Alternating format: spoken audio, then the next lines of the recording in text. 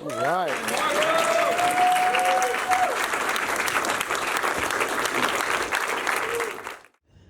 Yes. I want to know if you see this film going further in a way that expands upon this universe. For me, I absolutely would love to see this turn into a feature film. I definitely can see that, praying that all goes the way that we would love for it to. But I just think that, honestly, it's a story that needs to be told. And I love it. I think it's such a cool concept. Marc has such a brilliant mind for putting this together, so absolutely. This one is for Brandon. So how does it feel to instantaneously become the most hated person in Earth? It's probably my favorite character I've played, honestly. As far as being the hated, I don't know. Everyone loves it. Everyone loves a villain. So I guess I'm all right with it. But I'm just just a normal guy, really. I think. He's more than that. He's a really nice guy. It's the old cliche of like the bad guy turns out to be a really nice guy in real life. Brandon is really a really nice guy. Don't be afraid to actually go talk to him. He's not going to kill you. No, I won't. I won't shoot anyone. Met my beautiful wife back there, Davina, that encouraged me to get into theater, and I went to a class one day at Raleigh Little Theater and fell in love with it. So, and I was maybe 55 at that time. I'm 61 now. So, glad Marc made me a part of his vision, and so it's been exciting ever since. So now I got an agent, and I've just been in a couple shows: Tulsa King, Righteous Gemstones, Outer Banks. So I say all that not to brag, but I say that, this last chapter of my life, I'm gonna enjoy it and have fun with it, and I encourage you all to do that too.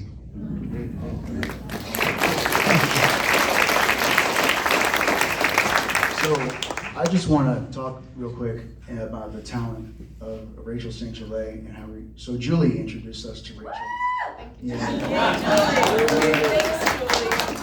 Wow. A gem, a hidden gem. She is Hannah. And it was very interesting about how she felt herself that this role was made for her. And then how Darren came along, it was awesome. Everybody here, when we met in the auditions, I just knew there was a special spark. There was something going on with each of these folks that I knew they were talented and they were able to do these roles. Of course, Gerald was just so much fun. And they're just so fun to work with. They're just great. We had a great time. It was really sad when it wrapped up, so. So I read a ton of scripts, shorts and feature lengths, and a ton of them are great. I've scored for the Atlanta Film Festival. I've scored scripts for another. So I see a lot and I read a lot. And I wanted to make a film, but I wanted to make a film with somebody that was hardworking, only expected the best. And I met Marco and we were trying to one each other up. Like, I'm like, I want to make a film, but my standards are really high. And Marco's like, no, I want to make a film, but my standards are high. So that sparked me before I even read the script. That we just talked about everything that was important, like they earned the part. We were going to have auditions. Nobody was going to do anything for free. So that was number one. Our standards are really high.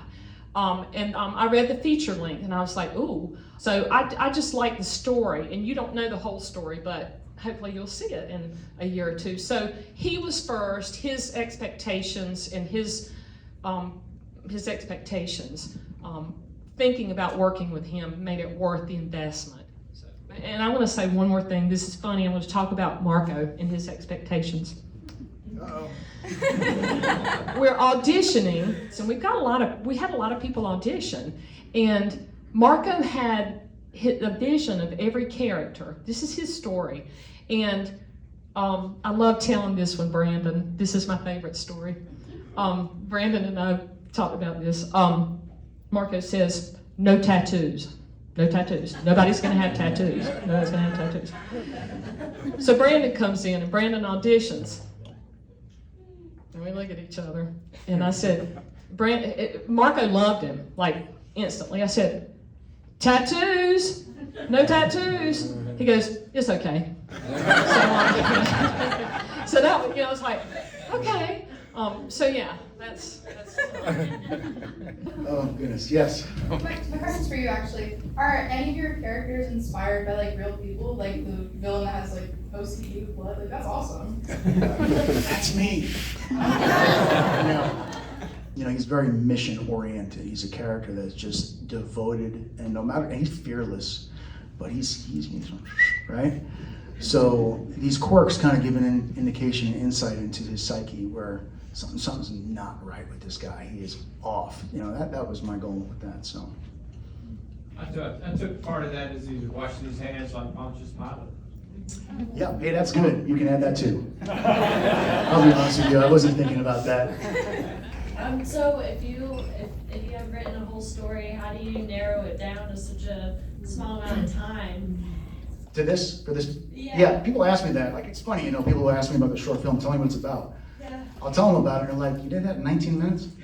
It's a little bit different for the short, because I wanted the short to be complete enough to tell its own story, but whet your appetite for more. So it was just a matter of picking certain elements from the feature that I thought, and keeping it simple, because you can cram so much of a story into a short film, and it's just too much.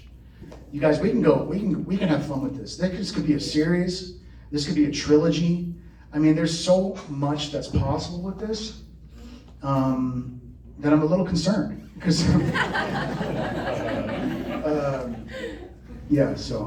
only got so much time to do things. And I have this other story that I want to write about a composer that's just a drama. It's not even a thriller. It's something entirely different that I'd love to do as well. So, how many days did it take you to film this, and what locations? So pre-production was September. January we shot it in 3 days. Was it 14-hour days? at least, yes. Yeah? Yeah. 14-hour days. It was 14-hour cold days. 3 or 4 o'clock in the morning when you were in the rain at Maggie's Diner. Yeah, talk about a trooper. My goodness. Yes. Yeah.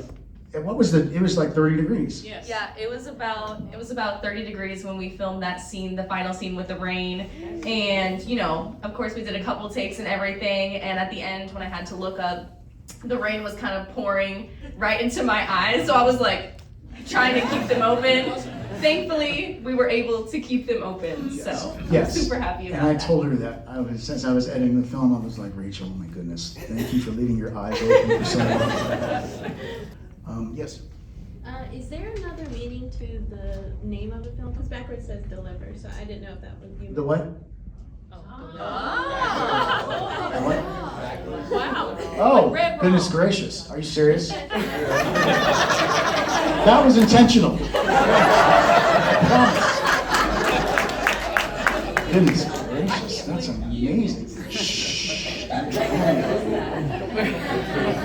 Wow. Thank you. And when you see the trailer for the film, I'm going to have the fonts.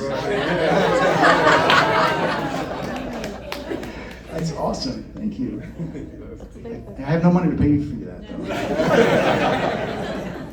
I'm wondering, because your character was like the light of the film in addition to Hannah and her perseverance, like, did you draw an inspiration from anything in your life to play your character? Actually, yeah, I did. I mean, there's some things in my life that I am guilty of, and I want to resolve those things and absolve them.